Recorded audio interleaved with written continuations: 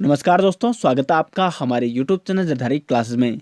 दोस्तों, उत्तराखंड सामान्य ज्ञान की इस ऑनलाइन कोर्स सीरीज में हम आज आपके ला रखे हैं उत्तराखंड नदी तंत्र के कुछ महत्वपूर्ण MCQ क्वेश्चन।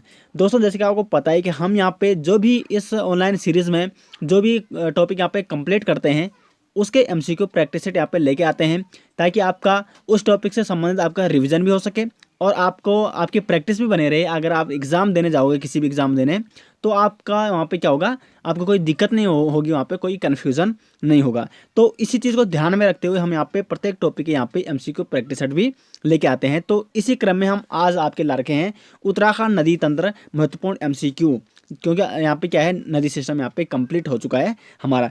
और जिन्होंने यहाँ पे नदी तंत्र वाली जो वीडियो है, 5 वीडियो बना रखी मैंने, उस पर वो वाली वीडियो नहीं देखी तो उस वीडियो को आप जरूर देखिएगा। आई बटन पे यहाँ पे आपको लिंक मिल जाएगा, प्लेलिस्ट का लिंक मिल जाएगा आपको, तो वहाँ से आप उन वीडियो को जरूर देखिएगा। और अगर आपने वो वीडियो अच्छे से देख रखी होगी तो ये सारे क्वेश्चन आपको आसानी से आ जाएंगे। तो चलिए दोस्तों, आज की वीडियो यहाँ पे शुरू करते हैं।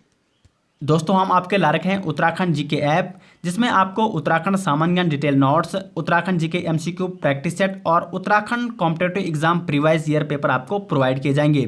तो आपको जाना है अपने गूगल प्ले स्टोर में और यहाँ पे सर्च करना है उत्तराखंड जीके ऐप। यहाँ पे उत्तराखंड जीके ऐप आपको सर्च करना है और यहाँ पे आप देख सकते हो उत्तराखंड जनरल नॉलेज 2020 के नाम से हमारा ऐप है और SJ ग्रुप का ऐप है। तो इस ऐप को आपको इस क्लिक करना है और इसको आपने इंस्टॉल कर देना है और इसका आपको लुत्फ़ उठाना है।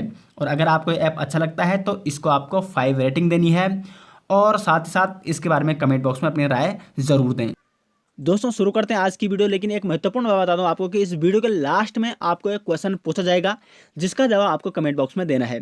और एक और बात है, अब आप हमें हमारे फेसबुक पेज, टेलीग्राम या इंस्टाग्राम में भी फॉलो कर सकते हैं। वहाँ पे हम ऐसी ही महत्वपूर्ण जानकारी वहाँ पे आपको शेयर करते रहते हैं। लिंक आपको वीडियो के डिस्क्रिप्शन में मिल जाएगा। दोस्तों, आज का फर्स्ट क्वेश्चन यहाँ पे, वसुधारा जलप्रपात किस नदी का सहायक जलप्रपात है? तो यहाँ पे आप ऑप्शन दे सकते हो और इसका जो राइट आंसर है, वसुधारा जलप्रपात यहाँ पे अलकनंदा नदी का सहायक जलप्रपात है। अब देखो, आपको पता ही होगा कि अलकनंदा नदी का उद्गम स्थल कहाँ से होता है, संतोपत हिमनद से या संतोपत ग्लेशियर से, या आप क्षीर सागर भी कह सकते हैं। और साथ ही साथ इसी संतोपत ग्लेशियर के निकट में स्थित है यहाँ पे वसुधारा जलप्रपात, जो कि एक मुख्य सहायक जलप्रपात है अलकनंदा नदी का।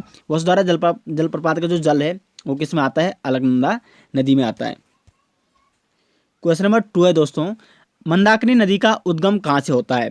तो ऑप्शन आप दे सकते हो और इसका जो राइट आंसर है, चोराबाड़ी ताल से होता है मंदाकिनी नदी। कहीं पे आपको चोराबाड़ी ग्लेशियर भी दिखेगा, क्योंकि चोराबाड़ी ताल के ही निकट में स्थित है चोराबाड़ी हिमनद या चोराबाड़ी ग्लेशियर।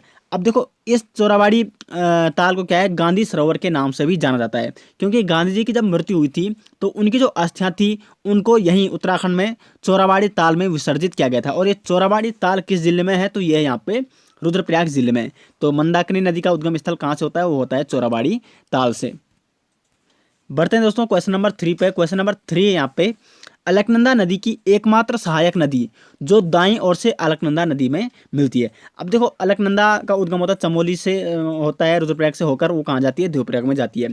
तो चमोली से लेकर देवप्रयाग तक अलकनंदा की जितनी भी सहायक नदियां हैं वो सब बाईं ओर से अलकनंदा नदी में सम्मिलित होती है, यानी संगम करती है। लेकिन सिर्फ एक नदी ऐसी है जो अलकनंदा में दाईं ओर से संगम करती है, तो वो कौन सी नदी है? तो इसका जो राइट आंसर है वो है मंदाकिनी नदी। मंदाकिनी नदी कहाँ पे मिलती है, कहाँ पे संगम करती है अलकनंदा से? ये करती है रुद्रप्रयाग में, यहाँ पे अलकनंदा से संगम करती है। और यही मंदाकिनी नदी दाईं ओर से अलकनंदा नदी में क्या करती है, संगम करती है। तो एकमात्र मंदाकिनी नदी जो कि अलकनंदा नदी में दाईं ओर से यहाँ पे संगम करती है। क्वेश्चन नंबर 4 है दोस्तों, धर्मगंगा किस नदी की सहायक नदी है? तो धर्मगंगा यहाँ पे जो सहायक नदी है वो है भिलंगना नदी की। भिलंगना नदी का उद्गम स्थल कहाँ पे? तो ये है खतलिंग ग्लेशियर से भिलंगना नदी निकलती है। और भिलंगना नदी की 2 प्रमुख सहायक नदी है यहाँ पे, एक है धर्मगंगा और दूसरी यहाँ पे बालगंगा। और धर्मगंगा और बालगंगा का संगम होता है बुढ़ा केदार में। कहाँ पे होता है? बहुत ही महत्वपूर्ण है ये, बुढ़ा केदार में धर्मगंगा और बालगंगा का संगम होता है। और फिर ये आगे चलकर किस में मिलती है, भिलंगना नदी में ये सम्मिलित होती है। और भिलंगना नदी किसकी प्रमुख सहायक नदी है? तो वो है भागीरथी नदी की सहायक नदी है भिलंगना नदी, जो कि गणेश प्रयाग में भागीरथी नदी से सम्मिलित होती है, यानी संगम करती है। क्वेश्चन नंबर 5 है दोस्तों, यहाँ पे दुनाव परियोजना किस नदी पर निर्मित है? तो जो दुनाव परियोजना वो है बीरोखाल यानी पौड़ी में बीरोखाल नामक स्थान के निकट वो स्थित है, और ये यहाँ पे निर्मित है पूर्वी नयार नदी पे। अब देखो, पूर्वी नयार नदी का उद्गम स्थल होता है जो दूधोतली श्रेणी है, दूधोतली श्रेणी के दक्षिणी भाग में जखमौलीधार श्रेणी से निकलती यहाँ पे पूर्वी नयार। और साथ ही साथ जो ये दुनाव परियोजना है इसका यहाँ पे 10 दिसंबर 2017 को मुख्यमंत्री त्रिवेंद्र सिंह रावत ने यहाँ पे लोकार्पण किया था, और यहाँ पे ये 1500 किलोवाट की ये जल विद्युत परियोजना यहाँ पे है दुनाव परियोजना में। ठीक है, तो ये सारी चीज़ें जो इंपॉर्टेंट है इससे संबंधित वो सारी चीज़ें आपको साथ ही साथ नोट भी करती जानी है। क्वेश्चन नंबर 6 है दोस्तों, पूर्वी नयार और पश्चिमी नयार का संगम किस स्थल पर होता है? अब देखो, दूधातोली श्रेणी, पौड़ी के दूधातोली श्रेणी से दो नदियां निकलती है, एक है पूर्वी नयार और दूसरी है पश्चिमी नयार। और ये कहाँ पे मिलती है? तो इसका जो राइट आंसर है वो है ऑप्शन बी, पौड़ी के सतपुली नामक स्थान पर ये दोनों नदियां संगम करती है, और फिर पूर्वी नयार और पश्चिमी नयार सतपुली में मिलकर आगे नयार नदी या नादगंगा के नाम से जानी जाती है। और नादगंगा नदी फूलचट्टी पौड़ी में स्थित है, फूलचट्टी में मिलती है किससे? ये मिलती है गंगा नदी से। क्वेश्चन नंबर 7 दोस्तों, सप्तऋषि कुंड कहाँ स्थित है? तो यहाँ पे आप ऑप्शन दे सकते हो, यमुनोत्री, गंगोत्री, केदारनाथ या बद्रीनाथ। तो जो सप्तऋषि कुंड है वो स्थित है यमुनोत्री के निकट में, यमुनोत्री से लगभग 16 किलोमीटर दूरी पर स्थित है यहाँ पे सप्तऋषि कुंड। तो इसका यहाँ पे ए ऑप्शन सही हो जाएगा। क्वेश्चन नंबर 8 है दोस्तों, आसन नदी व यमुना नदी का संगम कहाँ पे होता है, यानी संगम स्थल कहाँ पे? अब देखो, आसन नदी एक प्रमुख सहायक नदी है यमुना नदी की। तो आसन नदी और यमुना नदी का संगम कहाँ होता है? देहरादून में रामपुर मंडी के निकट में यहाँ पे ये मिलती है यमुना नदी से। अब देखो, आसन नदी का उद्गम स्थल कहाँ पे है? तो ये यहाँ पे आसारोड़ी देहरा मार्ग से निकलती है यहाँ पे आसन नदी, और रामपुर मंडी देहरादून में ये यमुना नदी में संगम करती है। क्वेश्चन नंबर 9 है दोस्तों, ऋषिगंगा और यमुना नदी का संगम कहाँ पर होता है? अब देखो, ऋषिगंगा प्रमुख सहायक नदी है यमुना नदी की, और दोनों कहाँ से निकलती है? दोनों निकलती है बंदरपोच ग्लेशियर से। तो यमुना नदी और ऋषिगंगा का जो संगम स्थल है वो है यहाँ पे जानकी चट्टी में ऋषिगंगा यमुना नदी में सम्मिलित होती है, और साथ ही साथ हनुमान चट्टी में हनुमान गंगा यमुना नदी में सम्मिलित होती है।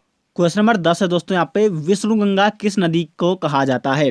तो विष्णु गंगा यहाँ पे कहा जाता है अलकनंदा नदी को, क्योंकि अलकनंदा नदी का उद्गम कहाँ से? संतोपत हिमनद या क्षीर सागर से, और क्षीर सागर जहाँ पे भगवान विष्णु का निवास होता है, तो क्षीर सागर से निकलने के कारण अलकनंदा नदी को कहा जाता है विष्णु गंगा। और यहाँ पे संतोपत हिमनद या क्षीर सागर, ठीक है, वहाँ पे मतलब जहाँ से उद्गम होता है अलकनंदा का, वहाँ से लेकर और विष्णु प्रयाग तक क्या कहा जाता है? अलकनंदा नदी का नाम क्या है? विष्णु गंगा है। और जैसे ही विष्णु प्रयाग में पश्चिमी धौली गंगा यहाँ पे अलकनंदा नदी यानी विष्णु गंगा से मिल जाती है, उसके बाद यहाँ से उसके आगे ये अलकनंदा नदी के नाम से जानी जाती है। क्वेश्चन नंबर 11 है दोस्तों, 5 प्रयागों में से एकमात्र प्रयाग जिसके आसपास कोई आबादी युक्त क्षेत्र नहीं है। अब देखो, उत्तराखंड में 5 प्रयाग हैं, तो उन 5 प्रयागों में से 4 प्रयाग तो ऐसे हैं जिनके आसपास क्या है? आबादी युक्त क्षेत्र है, लेकिन एकमात्र प्रयाग कौन सा है? वो है यहाँ पे विष्णु प्रयाग। वहाँ पे सिर्फ एक मंदिर है और उसके आसपास दूर दूर तक कोई भी आबादी वाला क्षेत्र नहीं है। और विष्णु प्रयाग में यहाँ पे अलकनंदा नदी या विष्णु गंगा बोलते हैं जिसको, और यहाँ पे पश्चिमी धौली गंगा का यहाँ पे संगम होता है विष्णु प्रयाग में। ये चीज़ें आपको नोट करनी है, ठीक है। क्वेश्चन नंबर 12 है दोस्तों, भागीरथी नदी की लंबाई कितनी है? तो भागीरथी नदी की लंबाई गंगोत्री से लेकर और कहाँ तक? देवप्रयाग तक कितनी है? यहाँ पे 205 किलोमीटर है उत्तराखंड में, तो इसका ए ऑप्शन राइट आ जाएगा। और यहाँ पे 195 किलोमीटर यहाँ पे लंबाई है अलकनंदा नदी की, उद्गम स्थल से लेकर देवप्रयाग तक। और अलकनंदा और भागीरथी यहाँ पे देवप्रयाग में क्या करती है? संगम करती है, और आगे गंगा के नाम से जानी जाती है। उसके बाद सी ऑप्शन यहाँ पे 136 किलोमीटर, तो ये किसकी लंबाई है उत्तराखंड में? ये है यमुना नदी की। और 252 किलोमीटर किसकी लंबाई है उत्तराखंड में? ये है यहाँ पे काली नदी की। तो काली नदी यहाँ पे उत्तराखंड की सबसे लंबी नदी है, इसलिए मैंने ये 4 ऑप्शन इस प्रकार दिए कि आपको चारों नदी की लंबाई के बारे में जानकारी प्राप्त हो। क्वेश्चन नंबर 13 यहाँ पे पश्चिमी रामगंगा किसकी सहायक नदी है? तो जो पश्चिमी रामगंगा सहायक नदी है उसका राइट आंसर है ऑप्शन ए, गंगा। पश्चिमी रामगंगा का उद्गम होता है दूधतोली श्रेणी से, और उत्तर प्रदेश में कन्नौज के किनारे यहाँ पे ये गंगा नदी से सम्मिलित हो जाती है। यानी कि उद्गम तो इसका उत्तराखंड से है, लेकिन संगम इसका उत्तराखंड राज्य के बाहर यानी उत्तर प्रदेश में गंगा से होता है। और एक है ये तो पश्चिमी रामगंगा थी, और एक है यहाँ पे पूर्वी रामगंगा। तो पूर्वी रामगंगा किसकी सहायक नदी? वो है यहाँ पे काली नदी की, ठीक है। तो अधिकांश जितनी भी पूर्वी नदियाँ हैं ना, सबसे पूर्वी नदी कौन है उत्तराखंड की? वो है काली नदी। तो जितनी भी यहाँ पे पूर्वी नदी ऑप्शन में आती है वो किसकी सहायक नदियाँ होती है? अधिकांशतः वो होती है काली नदी की क्या है? सहायक नदी। क्वेश्चन नंबर 14 है दोस्तों, यहाँ पे उत्तराखंड की सबसे पवित्र नदी किसे कहा जाता है? तो जो उत्तराखंड की सबसे पवित्र नदी है इसको कहा जाता है सरयू नदी को। इसका सी ऑप्शन यहाँ पे राइट है। बहुत ही महत्वपूर्ण इंपॉर्टेंट क्वेश्चन है, इसको आप जरूर याद करना, ठीक है। और ये कहाँ से निकलती है? निकलती है यहाँ पे बागेश्वर के सरमूल झुंडी नामक स्थान से। और ये किसकी सहायक नदी है? तो यह है काली नदी की सहायक नदी है। अब देखो, काली नदी को उत्तराखंड की सबसे अपवित्र नदी माना जाता है, जबकि उसी की सहायक नदी सरयू नदी को उत्तराखंड की सबसे पवित्र नदी माना जाता है। क्वेश्चन नंबर 15 यहाँ पे बनबसा बैराज किस नदी पर निर्मित है? तो इसका जो राइट आंसर है ऑप्शन बी शारदा नदी। अब देखो, शारदा नदी ही काली नदी है। काली नदी जब आ रही है ऊपर से, उद्गम स्थल से काला पानी से आती है, तो टनकपुर तक इसको काली नदी के नाम से जाना जाता है। और टनकपुर के आगे यहाँ पे काली नदी को जाना जाता है शारदा नदी के नाम से। तो बनबसा बैराज किस नदी पर स्थित है? तो यह है शारदा नदी पर। और बनबसा बैराज से एक नहर निकलती है शारदा नहर, और एक यहाँ से आगे निकलती है, वो निकलती है काली नदी या ठीक है। तो शारदा नहर इधर निकलती है, उत्तर प्रदेश की ओर जाती है, और काली नदी यहाँ से निकलती है, ये कहाँ जाती है? ये जाती है नेपाल। तो बनबसा बैराज किस नदी पर है? ये है शारदा नदी पर स्थित है।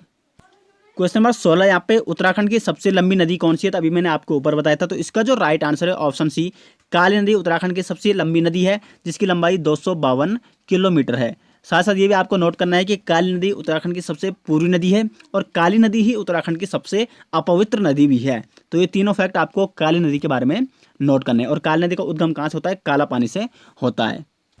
क्वेश्चन नंबर 17 यहाँ पे भीमगोड़ा परियोजना किस नदी पर निर्मित है? तो जो भीमगोड़ा परियोजना है वो है यहाँ पे गंगा नदी पर। देखो, गंगा नदी जैसे ही यहाँ पे हर की पौड़ी में क्या करती है? प्रवेश करती है, उसके बाद ये गंगा के मैदानी क्षेत्र में चल जाती है, हरिद्वार में।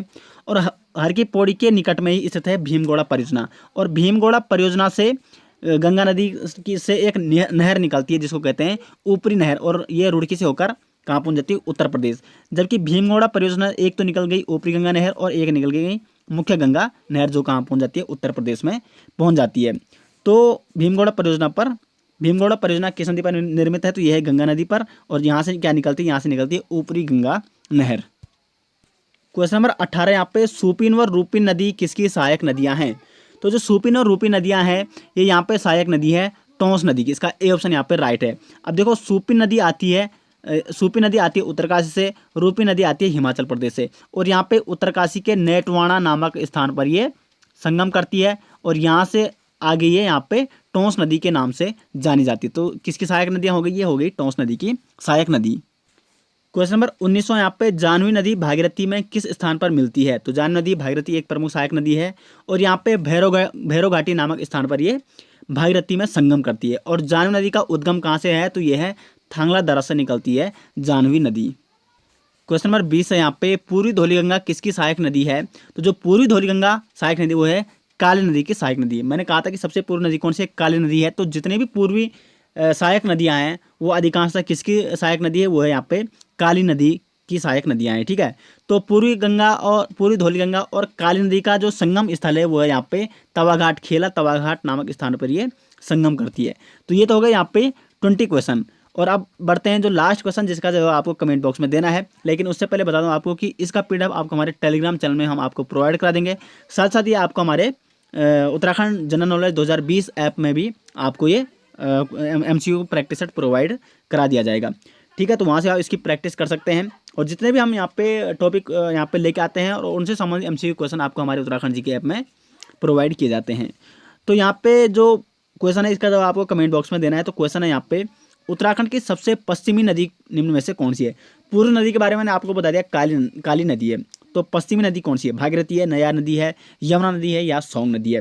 तो इसका जो राइट आंसर है उसको आपको क्या करना है? कमेंट बॉक्स में जवाब देना है। तो दोस्तों ये थे यहाँ पे उत्तराखंड नदी तंत्र की यहाँ पे प्रमुख MCQ क्वेश्चन थे यहाँ पे। तो आशा करते हैं आपको ये वीडियो पसंद आई। वीडियो पसंद है वीडियो को लाइक, शेयर और वीडियो के बारे में कमेंट्स जरूर करें। और चैनल में पहली बार आए तो चैनल को सब्सक्राइब जरूर कीजिएगा। मिलते हैं ऐसी नेक्स्ट वीडियो के साथ, तब तक के लिए धन्यवाद।